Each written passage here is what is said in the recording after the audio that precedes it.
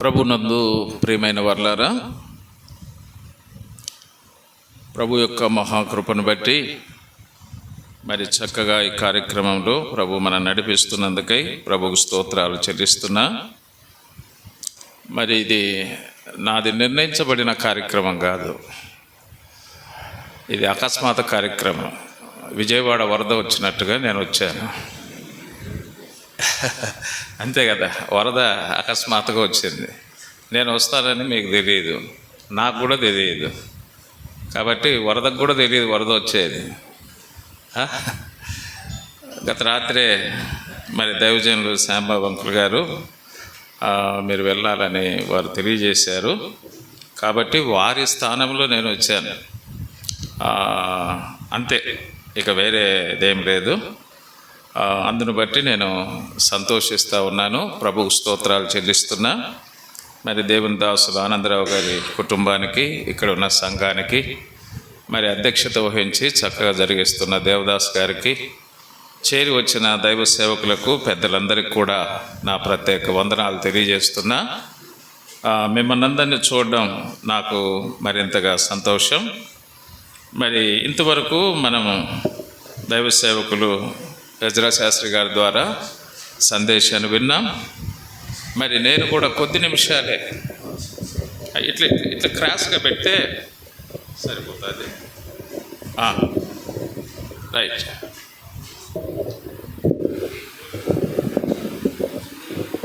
Okay, right.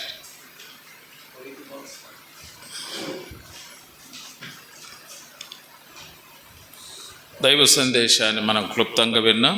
మరొక క్లుప్త సందేశమే కాబట్టి నేనేం ముఖ్య ప్రసంగికుని కాదు, నేను చెప్పినంతసేపు మీరు వినేవాళ్ళు కాదు. అందరూ తినేదానికి వచ్చారు కానీ వినేదానికి రాలే. ఏమి అకేషన్లు అంటే తినేదానికి వచ్చేటి, మామూలుగా బైబిల్ క్లాసులు ఇవంటే వినేదే.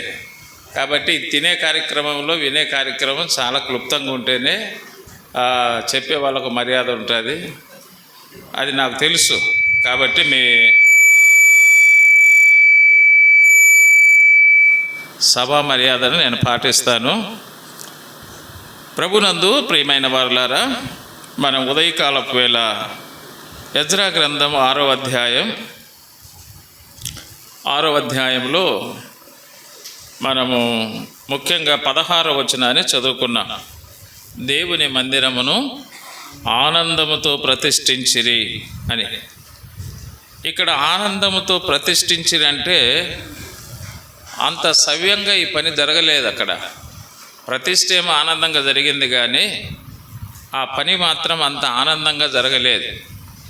మనం గమనిస్తే ఎజ్రా గ్రంథం 1వ అధ్యాయంలో కోరేషు యొక్క ఆజ్ఞ చొప్పున చెరలో ఉన్న యూదులు జెరుబ్బాబెలు నాయకత్వంలో దేవుని మందిరం కట్టడానికి వాళ్ళు బయలుదేరి వచ్చారు యెరూషలేమునకు. అది మనకు 1వ అధ్యాయంలో మనం చూస్తాం.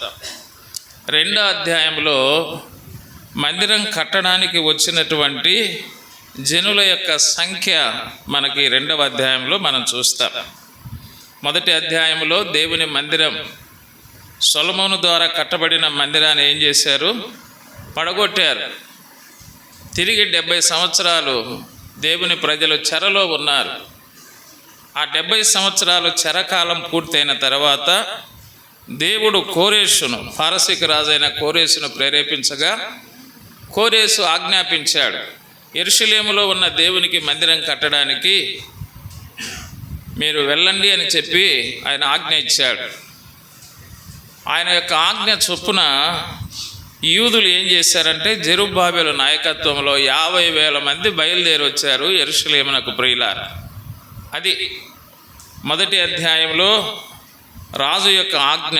2వ అధ్యాయంలో యూదుల యొక్క ప్రయాణం మనం చూస్తాం. అలాగనే వారు ప్రయాణం చేసి యెరూషలేమునకు చేరుకున్నారు. యెరూషలేమునకు చేరుకున్న తర్వాత 2వ అధ్యాయం 68వ వచనంలో మనం చూస్తే కుటుంబ ప్రధానులు కొందరు యెరూషలేములో నుండి యెహోవా మందిరమునకు వచ్చి దేవుని మందిరమును దాని స్థలములో నిలుపుటకన్నాడు. అంటే అంతకుముందు సొలొమోను ఏ స్థలములో అయితే మందిరాన్ని నిర్మించాడో అదే స్థలములోనే నిలుపుటకు అన్నాడు. కాబట్టి దేవుని మందిరం కోసం ఏ స్థలాన్ని అయితే మనం నిర్ణయిస్తామో ఆ స్థలంలోనే మనం ఏం చేయాలి, దాని నిర్మాణం జరిగించాలి. అది అక్కడ చెప్పాడనమాట.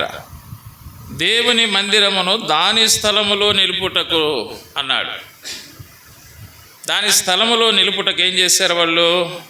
కానుకలను స్వేచ్ఛార్పణములుగా అర్పించిరి. అది కుటుంబ ప్రధానులందరూ కూడా ఏం చేశారంటే కానుకలను సమర్పించిరి.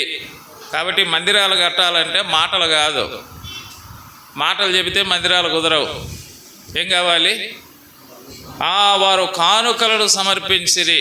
ఇక్కడ వారి యొక్క సమర్పణ మనం చూస్తూ ఉన్నాం, వారి సమర్పణ. అదేవిధంగా మనం చూస్తే ఈ 3వ అధ్యాయంలో 11వ వచనములో ఏం చేశారు వాళ్ళు? మందిరము యొక్క పునాది వేశారు, కానుకలు సమర్పించారు. 2వ అధ్యాయం చివరిలో 3వ అధ్యాయం 11వ వచనములు ఏం చేశారు? మందిరము యొక్క పునాది వేసినప్పుడు జనులందరూ గొప్ప శబ్దముతో యెహోవాకు స్తోత్రం చేశారు. కాబట్టి మందిరము కోసం కానుకలు ఇవ్వడాన్ని బట్టి మనం స్తోత్రం చెప్పాలి. ఆ మందిరానికి మనం పునాది వేయడాన్ని బట్టి కూడా మనం ఏం చెప్పాలి? స్తోత్రం చెప్పాలి. ఈ విధంగా అదేవిధంగా మనం చూస్తే ఈ 3వ అధ్యాయం 8వ వచనములో మనం గమనించినట్లయితే ఆ మందిరము నిర్మాణానికి పనివారిని కూడా నిర్ణయించారు. పైసలు వచ్చాయి, మందిరానికి పునాది వేశారు. అలాగనే 8వ వచనంలో చూస్తే పనివారిని కూడా ఏం చేశారు? నిర్ణయించారు. అంతా సాఫీగా సాగుతూ ఉంది అనుకున్నారు. కానుకలు వచ్చినాయి, పునాది వేసినాం, పని వాళ్ళు ఉన్నారు, ఇక అంతా సాఫీగా సాగిపోతుంది, మందిరాన్ని కట్టేస్తాం అనుకున్నారు. వాళ్ళు అనుకుంటానే ఏమొచ్చింది అక్కడ 4వ అధ్యాయంలో చూడండి, ఆటంకాలు వచ్చాయి. అంతా బాగుంది అనుకునేటప్పటికి ఏమొచ్చాయి? ఆటంకాలు వచ్చాయి. 4వ అధ్యాయము మందిర నిర్మాణానికి ఆటంకాలు కలిగించారు. యూదులకు వ్యతిరేకంగా ఏం రాశారు? ఉత్తరాలు రాశారు. 6వ వచనాన్ని మీరు గమనిస్తే, నేను అంతా చెప్పడం లేదు, ఎందుకంటే ఆకలితో ఉన్న వాళ్ళకి అంతా చెప్పకూడదు. 6వ వచనంలో ఏమన్నాడు? అహష్వరోసు ఏలనారంభించినప్పుడు వారు యూదా దేశస్థులను గూర్చియు యెరూషలేము పట్టణపు వారిని గూర్చి ఉత్తరం రాసి వారి మీద తప్పు మోపిరి. కాబట్టి వారి మీద ఏం తప్పు మోపినారంటే, అయ్యా వీళ్ళు మందిరం కడతా ఉంటే వాళ్ళు ఏం తప్పు మోపినారు తెలుసా? వాళ్ళ కోసం పట్టణం కట్టుకుంటున్నారని చెప్పారు. మందిరం కడతా ఉంటే ఏం చెప్పారు? వాళ్ళ కోసం పట్టణం కట్టుకుంటున్నారు, వాళ్ళ రాజధాని కట్టుకుంటున్నారు, వాళ్ళు స్వతంత్ర దేశంగా ఉండడానికి కట్టుకుంటున్నారు, వాళ్ళు మీకు శిస్తు ఇవ్వరు, పన్ను ఇవ్వరు, మీకు వ్యతిరేకంగా వాళ్ళు కుట్ర చేస్తున్నారు అని పారసీక రాజులకు ఏం చేశారంటే ఉత్తరం రాశారు. ఉత్తరం రాస్తే ఎవరికైనా ఏమొస్తుంది?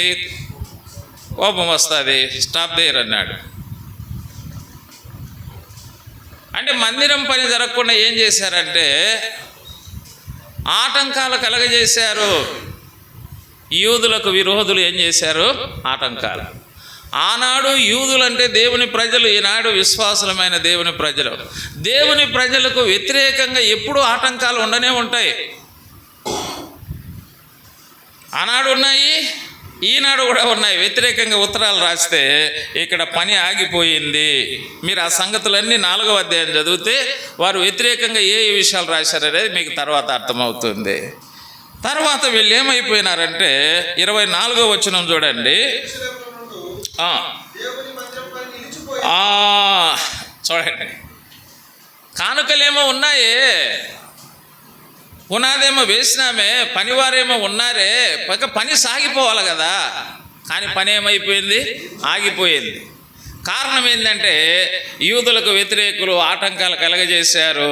ఆనాడున్న పారసీక రాజుకు తప్పుడు ఉత్తరాలు, తప్పుడు సమాచారం రాయించి దేవుని ప్రజలు తప్పుడు సమాచారాలు, తప్పుడు ఉత్తరాలు రాస్తే ఆ దేవుని ప్రజలకు వ్యతిరేకంగా అన్యులు తప్పుడు ఉత్తరాలు రాస్తే సరే, దేవుని ప్రజలకు దేవుని ప్రజలే వ్యతిరేకంగా కొన్నిసార్లు తప్పుడు పత్రాలు రాస్తారు.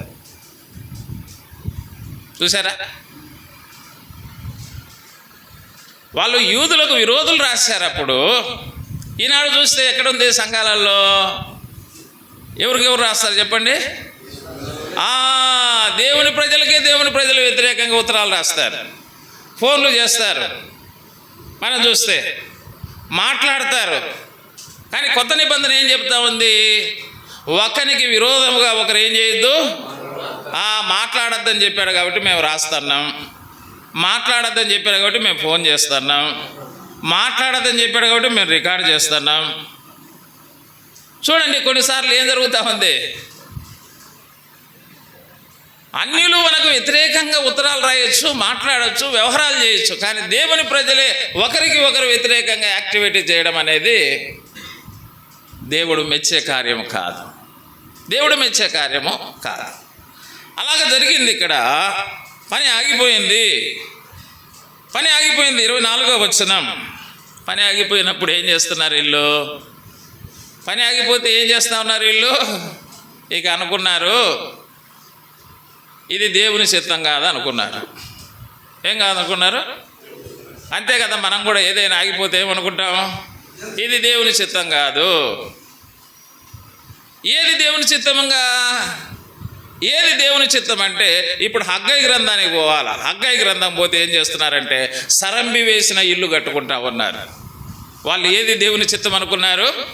మందిరం కట్టే దేవుని చిత్తం కాదు, ఇల్లు కట్టుకోవడం దేవుని చిత్తం అని ఇల్లులు కట్టుకోవడం ప్రారంభించారు. మీరు హగ్గై గ్రంథానికి వస్తే తెలుస్తుంది. నా మందిరము పాడై ఉండగా మీరు సరంబి వేసిన ఇల్లు కట్టుకున్నట్టుకు ఇది సమయమా అన్నాడు. కాబట్టి మందిరం కట్టుట దేవుని చిత్తం కాదు. కాబట్టి ఇప్పుడు ఏం చేస్తాం మనము? ఇల్లు కట్టుకుందాం అని వాళ్ళు ఏం చేస్తున్నారంటే ఇల్లు కట్టుకుంటా ఉన్నారు. అప్పుడు దేవుడు అన్నాడు, మీ ప్రవర్తనను గురించి ఆలోచించండి. మందిరము పాడై ఉండగా మీరు ఇల్లు కట్టుకోవడం ఏమిటి? మీ ప్రవర్తన గురించి మీరు ఆలోచించండి. మీరేం చేయాలి? పర్వతములు ఎక్కి మానులు తీసుకొని వచ్చి నాకు మందిరము కడితే కదా నేనేమవుతాను? ఆనందిస్తా, గణపరుచుకుంటా. కానీ మీరేం చేస్తున్నారు? ఇల్లు కట్టుకుంటే మీరు ఆనందిస్తారు, మీకు ఘనత వస్తుంది. మందిరం కడితే నేను ఆనందిస్తాను, నాకు ఘనత వస్తుంది. అది అందుకే దేవుని ప్రజలు మందిరాన్ని పట్టించుకోకుండా పోయినారే, దేవుని చిత్తం కాదని సొంత ఇల్లు కట్టుకుంటూ వచ్చారు. అందుకే హగ్గై గ్రంథం 1వ అధ్యాయంలో దేవుని మందిర పని పక్కన పెట్టుట ద్వారా ఏం జరిగిందంటే దేవుని యొక్క కోపం దేవుని ప్రజల మీదకి వచ్చింది. వర్షాలు పడ్డము ఆగిపోయింది. కొన్నిసార్లు పంట పండినా ఆ పంట ఇంటికి రావడం లేదు, పురుగు పట్టిపోతూ ఉంది. అంటే వారి కష్టార్జితం అంతా ఏమైపోతూ ఉంది? వ్యర్థమైపోతుంది. మనము కూడా దేవుని పనిని పక్కన పెట్టి సొంత పనులు మాత్రం పట్టుకుంటే మన కష్టార్జితాలు కూడా అలాగనే వ్యర్థమైపోతాయి.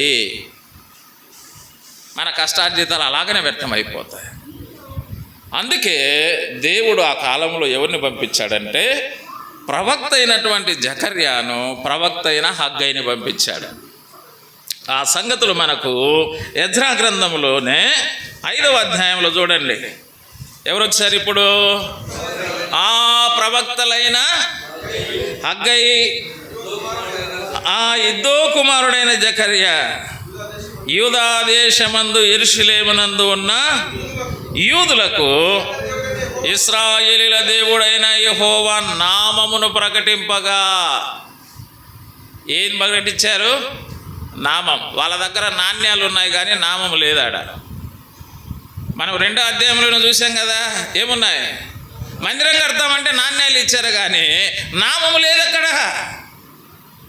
కొన్ని చోట్ల చూస్తే నాణ్యాలు బాగానే ఉంటున్నాయి, నామం మాత్రము లేదు. పంగనామాలు, అడ్డనామాలు, నిలువునామాలు ఉన్నాయి కాబట్టి యేసునామం లేదు చాలా చోట్ల. అందుకే వీళ్ళకి ఇప్పుడు ఏమి కావాలి? ఆయన నామమును ప్రకటించిరి. ఆయన నామమును ప్రకటించారు. ఎందుకోసం ఆయన నామాన్ని ప్రకటించారంటే, అక్కడ కూడా చెప్పారు కదా, కొత్త నిబంధనలో కూడా పేతురు యోహాను శృంగారం అనే దేవాలయానికి వచ్చినప్పుడు వాడు ఏం చూస్తున్నాడంటే నాణ్యాల కోసం ఎదురు చూస్తూ ఉన్నాడు. అప్పుడు వాళ్ళు ఏమన్నారు? మా దగ్గర వెండి నాణ్యములు లేవు, బంగారు నాణ్యములు లేవు, మా దగ్గర యేసు నామమున ఉంది, యేసు నామం ఉంది, యేసు నామమున దిగ్గున లేచి నిలిచి నడుచు అన్నాడు. నాణ్యాలు పని చేయలేదు. ఏం పని చేసింది? అది నాణ్యాలు ఆన్నే కూర్చోబెట్టినది, నాణ్యాలు కుంటూనుగా మార్చింది, నామం ఏం చేసింది? అది నామములో శక్తి ఉంది, నాణ్యములో కాదు శక్తి ఉండేది. కొంతమందికి నాణ్యాలు ఉంటే మేమేమైనా చేస్తామంటున్నారు. ఏం చేస్తావు? నీ ముఖం చేస్తావు. నాణ్యాలలో కాదు శక్తి ఉండేది, నామములో ఉంది శక్తి. ఇప్పుడు వాళ్ళు ఏమనుకుంటున్నారంటే మేమేమి చేయలేము అనుకుంటున్నారు. మాకు ఆ శక్తి లేదు, మేము ఆ రాజుకు చెప్పే మాటలు చెప్పే ధైర్యం లేదు, మేము ఆ మందిరం కట్టే ధైర్యం లేదు, మాకు ఆ శక్తి కోల్పోయినాము, మేము నిస్సహాయులము అనుకుంటున్నారు. అందుకే ఆయన నామమును ప్రకటించారు. ఆయన నామములో ఏముంది? మనలో శక్తి లేకపోవచ్చు కానీ ఆయన నామములో శక్తి ఉంది. అందుకే దేవుని ప్రజలకు ఏం కావాలంటే దేవుని శక్తి కావాలి. మనీ పవర్ కాదు, గాడ్ పవర్ కావాలి. గాడ్ పవర్ కావాలి, దేవుని శక్తి కావాలి. అందుకే ఆయన నామమును ప్రకటించారంట. ఆయన నామమును ప్రకటిస్తే ఏం జరిగింది అక్కడ? జెరుబ్బాబెలును లేచి, చూశారా? అది నామం వస్తే, నాణ్యం వచ్చినప్పుడు ఏం పని జరగలేదు. ఇప్పుడు నామం వచ్చింది, నామం వచ్చింది. అందుకే నాణ్యాల మీద కాదు మనం ఆధారపడవలసింది, ఆయన నామము మీద మనం ఆధారపడాలి. సేవకులమా, పెద్దలమా, విశ్వాసులమా, మనం ఆధారపడవలసింది నాణ్యాల మీద కాదు. దావీదు కూడా యుద్ధానికి వెళుతూ గొల్యాతు మీదకి ఏం చెప్పాడు? ఇశ్రాయేలీలకు ఆధారము నరుడు కాదు, ఎవరు? యెహోవా అన్నాడు. మేము ఆయన మీద ఆధారపడి మీ మీదకి వస్తున్నాం అని చెప్పాడు. అంతే. దావీదుకి అంత శక్తి లేదు, అంత సీన్ లేదు గొల్యాతును జయించడానికి. ఆ శక్తి ఎక్కడొచ్చింది? ఆ నామములో వచ్చింది. అది కొన్నిసార్లు మనకు కూడా ఆ సీన్ ఏమి ఉండదు. ఏమయ్యా, ఈ సీన్ ఏమి ఉండదు, మందిరాలు కట్టుకుంటే సీన్ ఏమి ఉండదు మన దగ్గర. కానీ ఆ శక్తి ఎట్లా వస్తుంది చెప్పండి? ఆయన నామంలో వస్తుంది. కొంతమంది అంటారు చూడు, ఆ ముఖానికి ఆ సీన్ ఏమి లేదు లేన్న అంటారు. ఆ ముఖానికే కాదు, మన ముఖాలకు కూడా లేదు ఆ సీను. లేదా సీను. ఆ శక్తి ఎలా వస్తుందంటే ఆయన నామములో వస్తుంది అక్కడ. ఇప్పుడు అందుకే జెరుబ్బాబెలు, యెహోషువ ఏం చేస్తున్నారు? జెరుబ్బాబెలు నాయకుడు, యెహోషువ యాజకుడు. ఈ నాయకుడు, ఈ యాజకుడు ఏం చేస్తున్నారు? కట్టనారంభించిరి. సంఘాలలో దేవుని పని జరగాలంటే పెద్దలు, సువార్థికులు ఏం చేయాలంటే పూనుకోవాలి దేవుని పని కోసం. మన సంఘాలలో ఉన్న విచిత్రమైనవి ఏంటంటే వాళ్ళిద్దరు మాట్లాడుకోరు. ఇంకా పనిచేసేది ఎవరు? చెప్పండి. వీళ్ళిద్దరికి ఏముండవు, విడాకులు తీసుకుంటారు. ఇక విడాకులు తీసుకుంటే పనిచేసేది ఎవరు? పిల్లలు చేయాలి అంతే. అమ్మ నాయన విడాకులు తీసుకుంటే పనిచేసేది ఎవరు? పిల్లలు. కొన్నిసార్లు అట్లే ఉండే సంగతులు. ఈ సంఘ పెద్దలు, ఈ సేవకులకు ఏమొచ్చినాయంటే విడాకులు వచ్చినాయి, మాట్లాడుకోవడం లేదు. ఇక పిల్లలు పని చేసుకుంటున్నారు విశ్వాసులు. మళ్ళా వాళ్ళ కోపం, మళ్ళా వాళ్ళు చేసే కోపం. వీళ్ళు మాట్లాడుకొని వీళ్ళు చేయరు, వాళ్ళు చేస్తే వాళ్ళకి ఏమొస్తుంది? దయచేసి నా ప్రియమైన దేవుని ప్రజల, సేవకులు, పెద్దలు లేదా సేవకులు లేరా, ఉన్న పెద్దలే. ఏం చేయాలి? ఆ పనిని పూనుకోవాలి, మనం పూనుకోవాలి. ఆయన నామం మనకు శక్తిని ఇస్తుండగా ఆ శక్తితో మనం ఏం చేయాలంటే కట్టనారంభించిరి. కట్టడానికి ఆరంభం చేశారు, అది కట్టడానికి ఆరంభించారు. అది హగ్గయి గ్రంథంలో ఏమంటాడంటే, ఇది మొదలుకొని నేను మిమ్మల్ని ఆశీర్వాదిస్తాను. దేవుని పనిని ప్రారంభించండి, ఆశీర్వాదం దేవుడు ఇవ్వడానికి కూడా ఆయన ప్రారంభిస్తాడు. కొన్నిసార్లు ఆ పనే మనం ప్రారంభించము, దేవుడు మాత్రం ఆశీర్వాదాలు ప్రారంభించాలంటాం.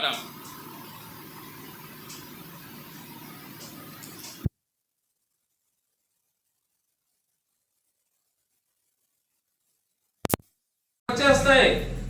మీరు హగ్గయి గ్రంథం చదివితే అర్థమవుతుంది. వారు కట్టను ఆరంభించినప్పుడు ఏం జరిగిందంట? దేవుడు ఆశీర్వాదించడం ప్రారంభించాడు. అంతవరకు శాపగ్రస్తమైన పరిస్థితులు ఉన్నాయి అక్కడ. ఆ శాపగ్రస్తమైన పరిస్థితులు తొలగించాడు, దేవుడు ఆశీర్వాదాన్ని ప్రారంభించాడు. దేవుడు ఆశీర్వాదాన్ని ప్రారంభించాడు. నెంబర్ 1. నెంబర్ 2 మనం చూస్తే, నెంబర్ 2 అంత మాత్రమే కాకుండా ఈ 6వ అధ్యాయంలో మీరు గమనించండి. 6వ అధ్యాయం ఆశీర్వాదం ప్రారంభించాడు. 6వ అధ్యాయం 6వ వచనంలో ఏం జరిగింది? కావున రాజైన దర్యావేషు ఇలాగూ సెలవిచ్చెను, నది అవతల అధికారి అయిన దత్తనేయను నీవును శత్రుభోజనయు నది అవతల మీతో కూడానున్న అపర్శకాయులు యూదుల జోలికి పోక దేవుని మందిరపు పని జరగనిచ్చి వారి అధికారిని పెద్దలను దేవుని మందిరమును దాని స్థలమును కట్టింపనీయుడి. ఆటంకాలు తొలగిపోయినాయి. ఆశీర్వాదం రావడం అంటే ఇదే. ఏమిటి ఆశీర్వాదం అంటే? ఆటంకాలు ఏమైపోయినాయి? దర్యావేషు ఆజ్ఞయించినాడు, ఎవరే కానీ దేవుని మందిరానికి ఆటంకం కలిగియద్దండి. వారి యాజకులను, వారి పెద్దలను వారు చేసే పనిని చేయనియండి. ఎవరైనా ఆటంకం చేశారా జాగ్రత్త సుమా. ఇప్పుడు ఏమైనాయంటే ఆటంకాలు తొలగిపోయినాయి. ఆటంకాలు తొలగిపోయినాయి. దర్యావేషు ఆజ్ఞ ఇచ్చాడు, మందిరము త్వరగా పూర్తి చేయాలి అని. 12వ వచనం ఏం జరిగింది? 12వ వచనం, రాజులే గాని ఏ జనులే గాని ఈ ఆజ్ఞను భంగపరచి యెరూషలేములో ఉన్న దేవుని మందిరమును జాగ్రత్త సుమా, యెరూషలేములో ఉన్న దేవుని మందిరాన్ని నశింపజేయడానికి, కీడు చేయడానికి చెయ్యి చాపిన ఎడల అక్కడ ఉంచిన దేవుడు ఏముంచాడు? ఆ మందిరంలో నామాన్ని ఉంచిన దేవుడైనా, నాణ్యాలుగా ఉంచింది తన నామమును ఉంచిన దేవుడు. వారిని నశింపజేయును. వారిని ఏం చేస్తాడు? నశింపజేయును. ఎవరు చెబుతున్నారు ఈ మాట? ఒక అన్య రాజు చెబుతా ఉన్నాడు, ఆజ్ఞలో చెప్తున్నాడు. దర్యావేషును నేను ఈ ఆజ్ఞ ఇస్తా ఉన్నాను. ఆ మందిరములో ఆయన తన నామమును ఉంచాడు. ఆ మందిరాన్ని ఎవరైనా నాశనం చేయాలనుకుంటే వారు నాశనం అయిపోతారు. చూడండి, ఆటంకాన్ని ఏమైపోయింది? రాజే భయం కలిగించాడండి. రాజుల హృదయాలను, అధికారుల హృదయాలను నీటి కాలువల వలె తిప్పడానికి మన దేవుడు ఏమై ఉన్నాడు? సరిపోయిన దేవుడు. ఆటంకం తొలగిపోయింది. అక్కడ ఆశీర్వాదం రావడం అంటే అదే. ఉన్న ఆటంకాలు తొలగిపోయినాయి. మందిరం పనిని కట్టడం ప్రారంభించాడు. ఆటంకాలు ఏమైపోయినాయి? తొలగిపోయినాయి. తొలగిపోయిన తర్వాత వీళ్ళు ఏం చేశారు? ఇప్పుడు ఈ 7వ అధ్యాయంలోనే చూడండి, 13 నుంచి మనం చదువుదాం. అప్పుడు 6:13 అప్పుడు నది అవతల అధికారి అయిన తర్తనయును శతర్భోజనయును వారి పక్షమును నున్నవారును రాజైన దర్యావేషు ఇచ్చిన ఆజ్ఞ చొప్పున ఇప్పుడు ఎట్లా చేశారంట? అది దాదాపుగా 14 ఏళ్ళు పని ఆగిపోయింది. ఇప్పుడు ఎట్లా చేస్తూ ఉన్నారు? వేగముగా పని జరిగించిరి. వేగముగా పని జరిగించిరి అన్నాడు. ఇక 12వ అధ్యాయము చివరి లైన్లో ఏమన్నాడంటే అతి వేగముగా అన్నాడు. ఇక్కడ వేగముగా అన్నాడు. 12వ వచనం చివరి లైన్లో అతి వేగముగా అన్నాడు. వేగముగా జరిగించారు, అతి వేగముగా జరిగించారు అన్నాడు. తర్వాత 14వ వచనంలో ఏమన్నాడు? యూదుల పెద్దలు కట్టించుచు ప్రవక్త అయిన హగ్గై, ఇద్దో కుమారుడైన జకర్యా హెచ్చరించుచున్న అందున ఆ పని కూడా ఎట్లా చేశారంట? వేగంగా చేశారు, అతివేగంగా చేశారు. వేగంగా అతివేగంగా చేస్తే చెడగొడతారని మామూలుగా ఒక సామెత. కానీ ఎలా చేశారంట? అంటే దేవుని కొలతలకు తేడా లేకుండా చేశారంట. అంటే మానవ కొలతలు ఏమి లేవు. ఆ పాత మందిరం నిర్మాణం ఎలా ఉందో అలాగనే చేశారు, బాగుగా చేశారంటే అదే కొలత ప్రకారంగా చేశారు. పనిని బాగుగా జరిపిరి. ఈ ప్రకారము ఇశ్రాయేలీల దేవుని ఆజ్ఞను అనుసరించుచు వారు కట్టించుచు కోరేషు, దర్యాబేషు, హర్తహశస్తాను పారసీక దేశపు రాజుల ఆజ్ఞ చొప్పున ఆ పని సమాప్తం చేసిరి. కోరేషు మందిరానికి అనుమతి ఇచ్చిన రాజు, దర్యాబేషు మందిరానికి ఆటంకం తొలగించిన రాజు, హర్తహశస్త మందిరానికి అలంకారం చేయించిన రాజు. మనకు ఆ సంగతి 7వ అధ్యాయం 27లో చెప్తాడనమాట. యెరూషలేములో నుండి యెహోవా మందిరమును అలంకరించుటకును రాజునకు బుద్ధి పుట్టించినందున. అది ఒక రాజేమో అనుమతి ఇచ్చాడు, ఒక రాజేమో ఆటంకాలు తొలగించాడు, ఒక రాజు ఏమి చేశాడు? అలంకరింపజేశాడు. అలంకరింపజేశారు. అంటే ఇక్కడ దేవుడు రాజులను ఈ మందిర పనిలో వాడుకున్నాడు. నెంబర్ 1. రెండవది, నాయకుని ఈ మందిర పనిలో వాడుకున్నాడు జెరుబ్బాబెలు. యాజకుని మందిర పనిలో వాడుకున్నాడు యెహోషువ. అలాగనే ప్రవక్తలను ఈ మందిర పనిలో వాడుకున్నాడు ఎవరు? జకర్యా, హగ్గై. అలాగనే కుటుంబాలను కూడా ఈ మందిర పనిలో వాడుకున్నాడు. అంటే ఆ యెరూషలేమునకు చేరి వచ్చిన కుటుంబాలను కూడా ఈ మందిర పనిలో వాడుకున్నాడు. అందరినీ వాడుకున్నాడు. ఒక మందిరం కట్టబడాలంటే అందరినీ దేవుడు వాడుకుంటాడు. అందరినీ వాడుకున్నాడు. రాజుల ద్వారా సహాయం, నాయకుల ద్వారా సహాయం, యాజకుల ద్వారా సహాయం, ప్రవక్తల ద్వారా సహాయం, కుటుంబాల ద్వారా సహాయం. దేవుడు ఆశ్చర్యకరమైన సహాయం చేశాడు అక్కడ. అందుకే ఆ మందిరం పని ఏమైపోయింది? పూర్తయింది. ఆ మందిరం పని ఏమైపోయిందంటే పూర్తి అయిపోయింది. అది చెప్పాడు అక్కడ. ఇప్పుడు పూర్తయిన మందిరాన్ని ఏం చేస్తూ ఉన్నారు? ఏం చేశారంట? 16వ వచనం.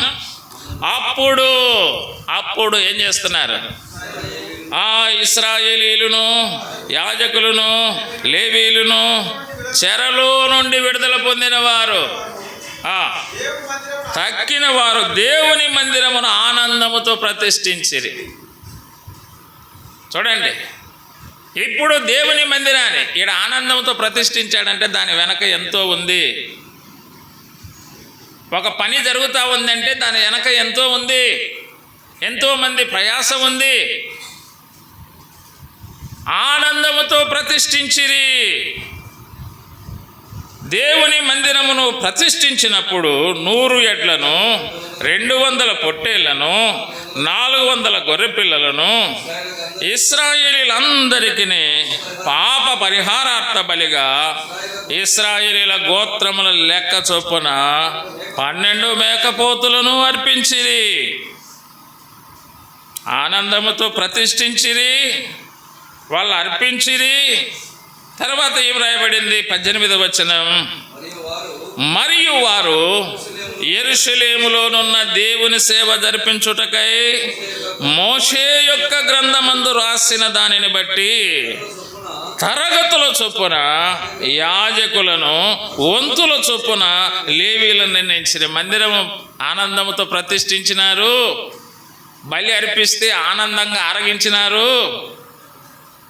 కొన్నిసార్లు ఇదే మనకు ఉండేది, ఆనందంతో ప్రతిష్ఠ జరుగుతుంది, ఆనందంగా ఆరగించడం జరుగుతుంది. ఇక తర్వాత ఏముండదు. ఆ తర్వాతనే ఉంది తిరగవాత. ఏముంది అక్కడ? ఏం జరిగింది? వారు ఆనందంతో బలులు అర్పించి ఆరగించినారు. అందరూ ఆరగించిన తర్వాత ఏముంది? 18వ వచనం, వారు యెరూషలేములో ఉన్న దేవుని సేవ జరిగించి. అది దేవుని మందిరాలు ఎందుకోసం? షోకేసుల కోసం కాదు. మనం మందిరాలు కట్టుకుంది నాకు ఒక మందిరం ఉండాలన్నా, నాకు ఒక మందిరం ఉండాలన్నా, నాకు ఒక మందిరం ఉండాలన్నా అని ఏమి ఫ్యాన్సీ స్టోర్లు కాదు. చాలామందికి ఒక పిచ్చింది, నేను ఆ మందిరంలో ఉంటే నాకేం పేరు వచ్చేదిన్నా, నేను ఒకటి కట్టుకుంటే నా పేరు వచ్చేది, ఆడుంటే ఎంతసేపు బాంచంతరని కాలు ముక్కాలని వాళ్ళ కిందనే ఉండాలన్నా, నేను ఆడ కట్టుకున్నాను అనుకో నలుగురున్నా ఎవరిది అంటారు ఆ మందిరము? ఫలానొల్లది అంటారు. అందుకే నాకు పేరు రావడానికి కోసం నేను మందిరం కట్టుకోను. పేరు రావడానికి కోసం కాదయ్యా, సేవ జరగడం కోసం మందిరాలు. ఏం జరగాలి? మందిరం కట్టుకున్నాక సేవ జరగాలి అక్కడ. అందుకే ఒక ఆయన పాట రాశాడు కదా, సేవకుడా నీ భాగ్యం ఎంత గొప్పది. సేవ జరగాలి. దేవుని మందిరం ఉందంటే అక్కడ ఒక సేవ జరగాలి. దేవుని సేవ జరుగుట కొరకై అన్నాడు. చాలా స్థలాలలో మందిరాలు ఉన్నాయి కానీ సేవ లేదు. ఆదివారం ఓపెనింగ్ చేస్తారు, రొట్టె రసం తింటారు, దేవా నీకు స్తోత్రం మా కాత్రం, మళ్ళా క్లోజ్ ద డోర్, మళ్ళా సండే ఓపెన్ ద డోర్. తెలుసా? సండే మాత్రమే తెరవబడే మందిరాలు చాలా ఉన్నాయి. సేవ లేదు. ఈరోజు మనం ఆనందంతో ఎలాగ ప్రతిష్ఠించామో సేవ కూడా ఇక్కడ ఆనందంగా జరగాలి. సేవ కూడా ఎలా జరగాలి? ఆనందంగా జరగాలి. ఆనందంగా జరగాలి సేవ. ఫిలిప్పీలకు రాసిన పత్రికను ఏమంటారంటే ఆనంద పత్రిక అంటారు. ఏ పత్రిక అంటారు దాన్ని? ఆనంద పత్రిక అంటారు. 1వ అధ్యాయము 3వ వచనంలో ఏం రాయబడిందంటే, ఎల్లప్పుడూ ప్రార్థన యందు ఆనందిస్తా. ప్రార్థన ఆనందం ఉండాలి. ఈ మందిరము అనేక మంది అన్యజనులకు ఏ మందిరం ఇది? ప్రార్థనా మందిరం. కొన్ని చోట్ల ప్రార్థనా మందిరం అని పేరే ఉంటుంది కానీ ప్రార్థనలే ఉండవు. పేరుకేమో ప్రేయర్ హాల్ అంటారు, ఏముండదు అక్కడ? ప్రేయరే ఉండదు. ప్రార్థన ఆనందంగా జరగాలి ఈ మందిరములో. ప్రార్థన ఆనందంగా జరగాలి. ప్రార్థనా మందిరాలు కట్టుకుంటున్నారు చాలామంది. ప్రార్థనకు వచ్చి ప్రార్థనా మందిరానికి రారు, ప్రార్థనను ఆనందంగా చేయరు. ఏం జరగాలి? ఆనందంగా ప్రార్థన జరగాలి ఈ మందిరంలో. ప్రార్థనలు జరిగే మందిరం. అవును.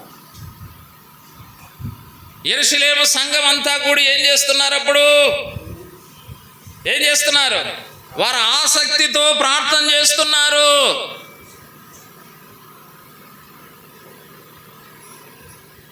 సంఘాలు ఆధ్యాత్మికంగా బలపరచబడాలంటే సంఘాలలో ప్రార్థన అవసరం. ప్రార్థనను ఆనందముతో మనం చేయాలి. ప్రార్థన అనేది కూడా ఒక సేవ. యెరూషలేము సంఘము వారు ఆసక్తితో ఆనందముతో ప్రార్థన చేసినప్పుడు దేవుని దూతను దేవుడు పంపించాడు. చెరసాలలో ఉన్న పేతురును విడిపించాడు. ఎక్కడ ప్రార్థన జరుగుతుందో అక్కడికి తీసుకొచ్చి పేతురును వదిలిపెట్టాడు. ఈనాడు మన సంఘాలలో చాలా చోట్ల ఏమి లేదంటే ప్రార్థనలు లేవు. ప్రార్థనా మందిరాలని పేరు ఉన్నాయి కానీ ప్రార్థన లేదు. అందుకే మందిరాల్లో ఏం జరగాలి? ప్రార్థన జరగాలి, దేవుని కార్యాలు ఇక్కడ జరగాలి. అదేవిధంగా మరొక మాట కూడా మనం గమనిస్తాం. నేను 4 మాటలు జ్ఞాపకం చేసి ముగిస్తానయ్యా. 4 ముక్కలు జ్ఞాపకం చేస్తా, తర్వాత మీకు కూడా ముక్కలు పెడతారేమనుకుంటున్నాను. ఇదే ఫిలిప్పీ పత్రిక 1వ అధ్యాయం 18వ వచనం చూడండి. అయిననేమి సత్యము చేతనే కాదు, ఏ విధము చేతనైనను క్రీస్తు ప్రకటింపబడుచున్నాడు, అందుకు నేను సంతోషిస్తున్నాను, ఇక ముందుకును సంతోషిస్తాను. ఇది సువార్త సేవ. సువార్త సేవ అంటే ప్రార్థనా సేవ అన్నా మనకు సంతోషంగా ఉండాలి, సువార్త సేవ అన్నా కూడా మనకు సంతోషంగా ఉండాలి. ప్రకటించేవారు ఎలాగ ప్రకటిస్తున్నారో కానీ క్రీస్తును ప్రకటిస్తున్నారు కాబట్టి నేను సంతోషిస్తాను, ఇక ముందుకును నేను సంతోషిస్తాను. సువార్త ప్రకటించుట అనేది నాకు సంతోషం, అది మీకు కూడా సంతోషంగా ఉండాలి అన్నాడు. కాబట్టి మందిరములో ప్రార్థనా సేవ జరగాలి, మందిరము ద్వారా సువార్త సేవ జరగాలి. సువార్త నశించే వారికి వెరితనమే కానీ రక్షించబడే వారికి సువార్త ఏమై ఉంది? అది దేవుని శక్తి. సువార్త ద్వారా కొంతమందిని రక్షించి మందిరంలోకి తీసుకురావాలి మనం. అది ఆత్మలు లేకపోతే మందిరం ఎందుకు? ఫ్యాన్ల కోసమా? ఫ్యాన్లు ఉన్నాయన్నా, కిటికీలు ఉన్నాయన్నా మంచిదే, ఆత్మలు ఉండాలి. ఆత్మలు దొరకాలంటే ఏం చేయాలి? సువార్త ప్రకటించాలి. చెప్పాడు కదా హగ్గయి గ్రంథంలో, మీరు పర్వతములకు ఎక్కి మాండ్లు తీసుకొని వచ్చి నాకు మందిరాన్ని కట్టాలి. ఇది ఆత్మీయమైన మందిరం. కాబట్టి మందిరం ఎంత ఉందో మందిరం నిండా మంద కూడా అంత ఉండాలా. మందిరం ఎంత ఉందో మంద కూడా అంత ఉండాలి. అన్న నువ్వు చెప్తావు కొన్నా మీకు అట్లా ఉంది అంటారు. నాకు తెలుసు మీ సంగతి. ఒకరోజు ఆదివారం వచ్చి చూడండి. నేను కౌంటర్ అయితే మీరు ఎన్కౌంటర్లు, నాకు తెలుసు, షూటర్స్. కాబట్టి మనం మందిరాలు ఎందుకోసం కడతామంటే మందిరం నిండా మంద ఉండాలి. మంద కోసమే మందిరం అది. కాబట్టి సువార్త ద్వారా మనం కొంతమందినైనా ప్రభు దగ్గరికి నడిపించాలి. మందిరాన్ని మనం ఏం చేయాలి? నింపబడాలి. కాబట్టి సువార్త ప్రకటించుట నాకేమై ఉన్నదంటే సంతోషం. ప్రకటించవలసిన భారం నాకున్నది, బాధ్యత నాకున్నది. ప్రకటించకపోతే నాకు శ్రమ ఉన్నది. అది చెప్పాడు.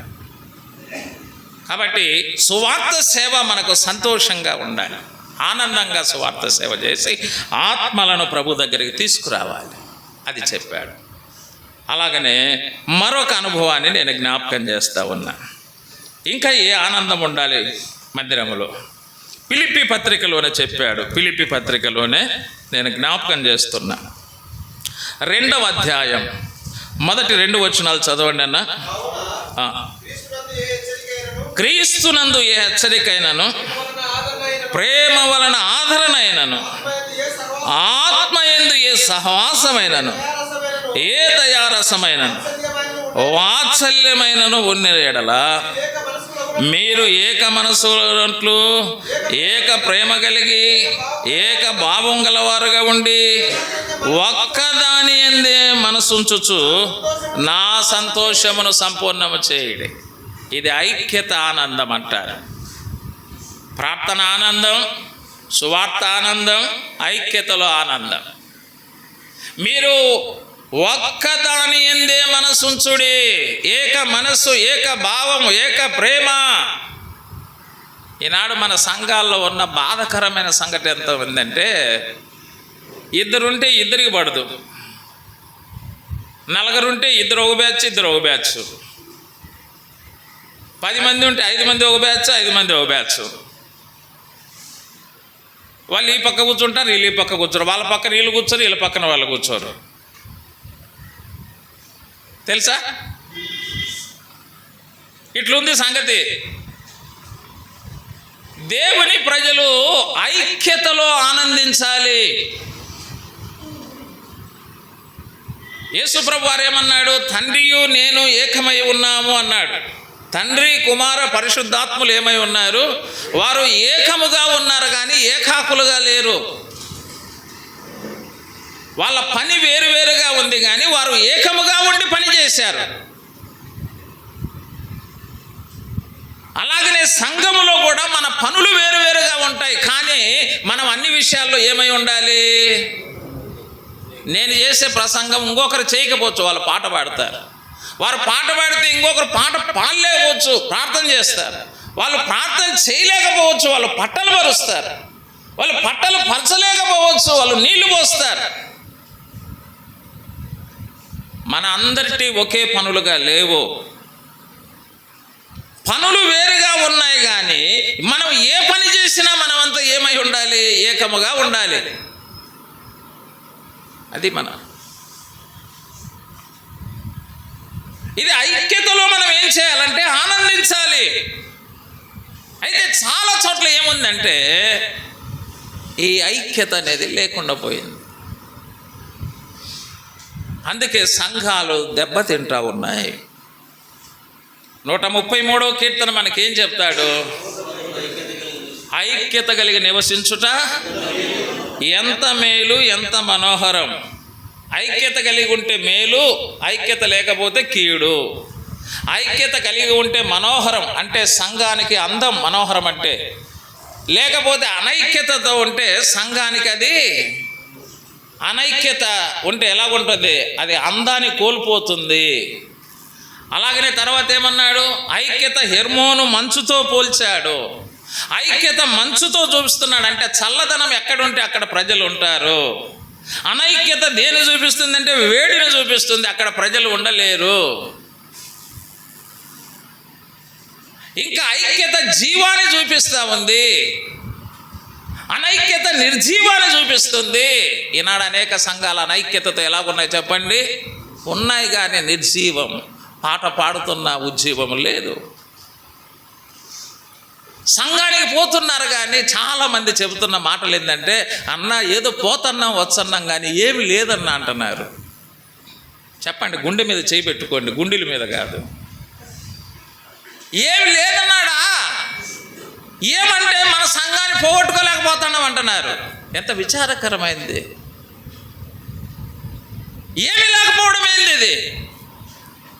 అక్కడ జీవం ఉండాలి కానీ నిర్జీవం ఏమిటి?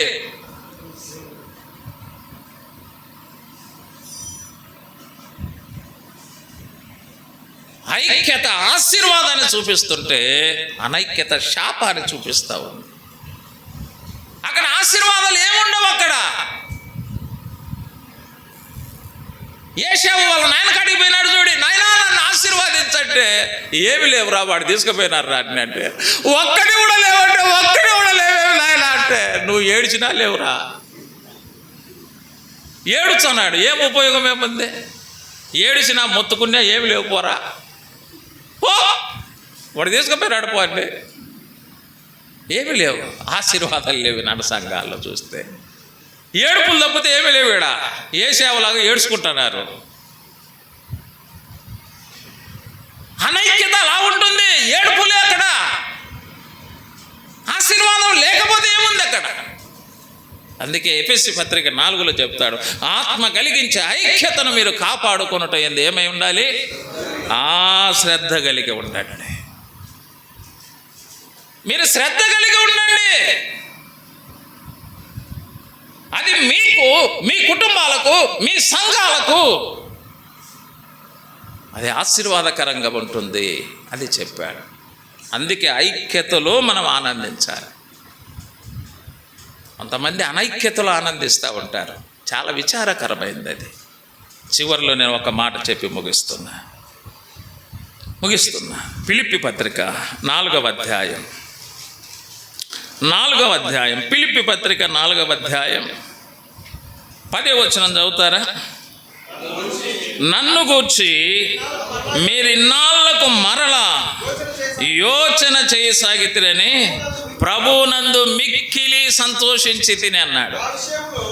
చాలన్నా, నన్ను గూర్చి మీరు ఇన్నాళ్ళకు మరలా ఏం చేశారు? యోచన చేశారు. నేను మిక్కిలి ప్రభువునందు సంతోషిస్తున్నా. ఫిలిప్పీ సంఘస్థులు సమర్పణ కలిగిన వారు. పౌలు సువార్త ప్రకటించిన ప్రారంభ దినాల నుంచి పౌలుకు వాళ్ళు ఏం చేస్తున్నారంటే సహాయపడుతున్నారు. వారి యొక్క సమర్పణను చూసి పౌలు ఏం చేస్తున్నాడంట? సంతోషిస్తున్నాడంట. ఇది సమర్పణ ఆనందం అంటారు. సంపాదన ఆనందం కాదు. కొంతమందికి సంపాదన ఆనందం అయితే కొంతమందికి ఏం ఆనందం చెప్పండి? సమర్పణ ఆనందం. అంటే వారు సంపాదించుకున్న దాంట్లో దేవునికి సమర్పించుట, దేవుని సేవకులకు సమర్పించుట, దేవుని మందిరాలకు సమర్పించుట, అది వారికి ఏముంది? ఆనందం. కాబట్టి ఇక్కడ సమర్పణ ఆనందం. పౌలు గారు ఎక్కడో రోమా చెరసాల్లో ఉన్నాడు. సమీపంగా కూడా లేడు ఆయన. సమీపంగా రోమా చెరసాల్లో ఉన్నాడు. ఆ సంగతి తెలుసుకున్నారు ఫిలిప్పీ సంఘస్థులు. పౌలు గారి అవసరతలు తీర్చడానికి ఎవరైనా పోతారంటే ఎవరు పోతారయ్యా రోమా దగ్గరికి? రోమాకు పోవాలంటే పడవలో ఓడలో పోవాలా? ఓడలో పోతారు కానీ మళ్ళీ తిరిగి వచ్చేది నమ్మకంలే. ఎందుకంటే ఓడ ప్రమాదాలు అట్లా జరుగుతాయి. లేదా మధ్యలో రోగాలు వచ్చి చస్తారు. మేము పోం అంటే అప్పుడు ఎఫ్రోదితు వచ్చాడు. నేను పోతా. ఎఫ్రోదితు చేత వారు పంపించారు. ఆయన పోయేటప్పటికి అక్కడికి ఏమైనాడు? రోగి అయినాడు. పౌలుకు బాధలేసింది. అరే, నా కోసం వచ్చిన వాడు రోగి అయినాడా అని కన్నీళ్లు గార్చాడు, ప్రార్థన చేశాడు. కొన్నిసార్లు దేవుని కోసం వచ్చిన వాళ్ళు రోగాలు అవుతారు. వారి పట్ల సంఘస్థులు ఏం చేయాలి? ప్రార్థన చేయడమే కాదు, వారికి సహాయం చేసేవారుగా ఉండాలి. వారికి సహాయపడేవారుగా కూడా ఉండాలి. పౌలు గారు కన్నీళ్లు విడిచి ప్రార్థన చేశాడు. పౌలు గారికి ఎఫ్రోదితు వారి సహాయం అందించాడు. మనం చూస్తే ఇది సమర్పణలో ఏముంది అంటే ఆనందం ఉంది. సమర్పణలో ఆనందం ఉంది. కాబట్టి సమర్పణ ఆనందం ఉండాలి. ఒకటి, ఏ విషయాల సమర్పణలో చేయాలంటే బైబిల్ ఏం చెబుతుందంటే మీ దేహములను దేవునికి సమర్పించు. దేహాన్ని సమర్పించాలి దేవుని పని కోసం. కొంతమంది వారి దేహాలు ఏమి సమర్పించరు. మందిరానికి వస్తారు. ఎలాగ వస్తారంటే చీఫ్ గెస్టులుగా వస్తారు, చీఫ్ గెస్టులుగానే పోతారు. చీఫ్ గెస్టులుగా కాదు మనం రావాల్సింది, చీఫ్ మినిస్టర్లుగా రావాలి ఇక్కడికి కాన్వాయ్తో. చీఫ్ మినిస్టర్ అంటే కాన్వాయ్ కదా. మన కాన్వాయ్ ఏంది? అసలు చీఫ్ మినిస్టర్ అంటే అర్థం ఏంది తెలుసా? ముఖ్యమైన పరిచారకుడు. చీఫ్ అంటే ముఖ్యము, మినిస్టర్ అంటే పరిచారకుడు, ముఖ్యమైన పరిచారకుడు. తెలుసా? ప్రతి సంఘములో ప్రతి ఒక్కరు కూడా ఎవరు చెప్పండి? ఒక చీఫ్ మినిస్టరే. నారా చంద్రబాబు నాయుడు కాదు, వైఎస్ జగన్ కాదు. మనమందరం చీఫ్ మినిస్టర్లు ఇక్కడ. అంటే మన దేహాన్ని సమర్పించి పరిచర్య చేసినప్పుడే మనం ఏమవుతాం? ఇక్కడ చీఫ్ మినిస్టర్. ఊరికి అట్లా వచ్చి ఇట్లా కూర్చొని పోతే ఏమవుతాము? చీఫ్ గెస్ట్ అవుతాం. ఇప్పుడు నేను ఎజ్రా శాస్త్రి వచ్చాను. మేము ఎవరమంటే ఇక్కడ చీఫ్ మినిస్టర్లం కాదు, చీఫ్ గెస్ట్లం. మాకు మీరు పని చెప్తే మీకు మర్యాద ఉండదు.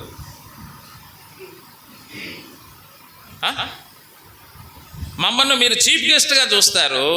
మీ సంఘాలలో ఎవరి సంఘాల్లో వాళ్ళు ఎవరు? Chief minister. మేము మా సంఘంలో మేము చీఫ్ మినిస్టర్లమే, ప్రసంగికులమైన. మేము చేయగలిగిన పరిచర్యలన్నీ ఆడ చేస్తూనే ఉంటాం. కాబట్టి మన శరీరాన్ని దేవుని పని కోసం అప్పగించే విషయంలో ఆనందించాలి. రెండవది, మన సమయాన్ని సమర్పించాలి. సమర్పణ ఆనందం అంటే చాలా చోట్ల మందిరాలు కట్టుకున్నారు కానీ మందిరానికి జనం రారీడా. ఏమంటారు అన్నాడు? మాకు టైం లేదన్నా. ఏం లేదంట? టైం లేదంట. దావీదు రాజుగా ఉండి ఏం చేశాడంట? 2వ సమూయేలు గ్రంథం 7:18 యెహోవా సన్నిధిలో కూర్చున్నాడంట.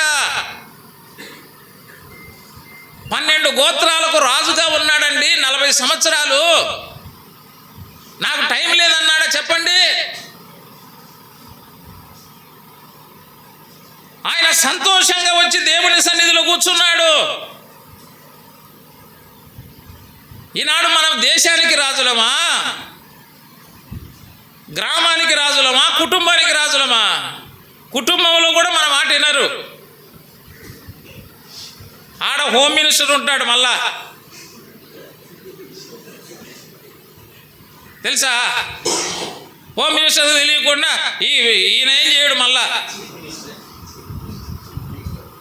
కుటుంబానికి కూడా రాజు కాదు మనవాడ. ఏమి ఆడ టైం లేకుండా పోతుంది మనకు. కాబట్టి దేవుని సమయాన్ని దేవునికి ఇవ్వాలి.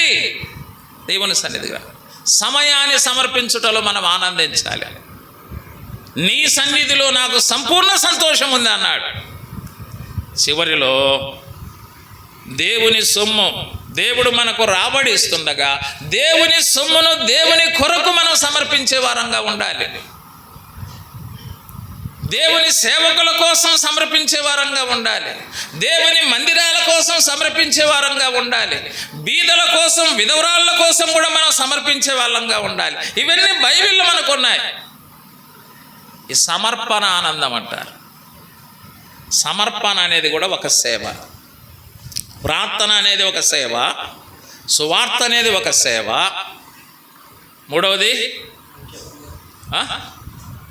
మూడవ సేవ ఐక్యత అనేది కూడా ఒక సేవ. ఐక్యతను కాపాడుకున్నట్టు అనేది ఒక సేవ. అలాగనే సమర్పణ అనేది కూడా ఒక సేవ. ఎందుకోసం ఆ మందిరాన్ని ప్రతిష్ఠించారు చెప్పండి? సేవ జరుగుటకై అన్నాడు. ప్రార్థనా సేవ జరిగిద్దాం, సువార్త సేవ జరిగిద్దాం, ఐక్యత అనే సేవ జరిగిద్దాం, సమర్పణ అనే సేవ మనం ఇక్కడ జరిగించాలి. అప్పుడే ఆ సంఘం ఏమవుతుంది? ఆ సంఘం అభివృద్ధి చెందుతుంది. సేవ జరిగినప్పుడే మందిరం. అప్పుడు ఆ దేవునికి ఏం కలుగుతుంది? అక్కడ మహిమ కలుగుతుంది. ఆ దేవునికి మహిమ కలుగుతుంది. పాత నిబంధనలో ప్రత్యక్షపు గుడారము దేవుని మహిమతో నింపబడిందంట. ఈనాడు కూడా దేవుని మహిమతో సంఘాలు నింపబడాలి. దేవుని నామం ఊరేగించబడాలి, ఘనపరచబడాలి, హెచ్చించబడాలి. ఈ సంఘము ద్వారా అనేక మంది ఆశీర్వాదించబడాలి. అలాగా ఇక్కడ భవిష్యత్తులో సేవ జరగడానికి దేవుని కృప మన ప్రియులకు మెండుగా దేవుడు అనుగ్రహించునుగాక. ఆమేన్. దేవుడి వాక్య భాగాన్ని మనందరి వెనుకల్లో దీవించునుగాక.